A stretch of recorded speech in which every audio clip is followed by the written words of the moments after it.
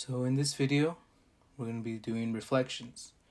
So reflections is basically making a mirror image of a figure across an axis. And two things we need to know, in case you guys don't. This is the y-axis. This whole line is the y-axis. This is the x-axis. So whenever we get asked to reflect, redo. 3, 2, 1, go. Okay, so for this video, we're going to be doing reflections. So reflections basically is making a mirror image of a figure across an axis. So two things we need to know, in case you guys don't know. This is the y-axis, and this is the x-axis. So whenever we're being asked to reflect, we'll be asked to reflect between an x or y-axis. So in this case, here we have this figure right here, little arrow, line, a little triangle, arrow kind of thing. So if we get asked to reflect across the y-axis, that means we're going to flip this on this side. So when we flip it, this whole thing reflects and it looks like this. This is its mirror image. Now whenever we get asked to reflect this across the x-axis, it's going to look like this. All we're doing is just flipping it. It may look the same, but in reality we're just creating a mirror image. Okay? So all we're doing is just flipping it between axes.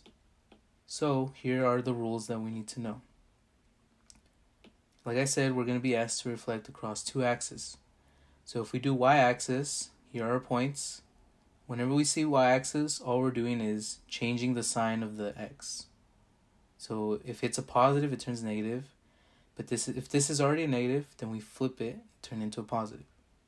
Same goes with the x-axis. The x-axis, we don't do anything to the x. Instead, we do something to the y. We flip it. Okay? We change the sign. So let me show you what that means with this example. So here we have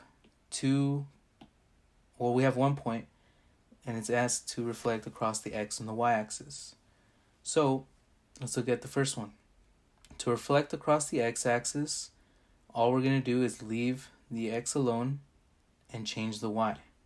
So the x stays the same, but now the y, since it's a -3, we do the opposite. And the opposite of -3 is just +3. Okay, so now when we do the y-axis, we have the same point. Now instead of moving around the y, we're going to leave it alone. What we're going to change is this point. So if it's a +4, we do the opposite, which in this case is -4. So these become our two new points whenever we reflect across the x and y axis. So like I said, make sure you guys look at the rules for all these different types of transformations in case you guys need to look back. Make sure to check out the other videos and use these to help you guys out.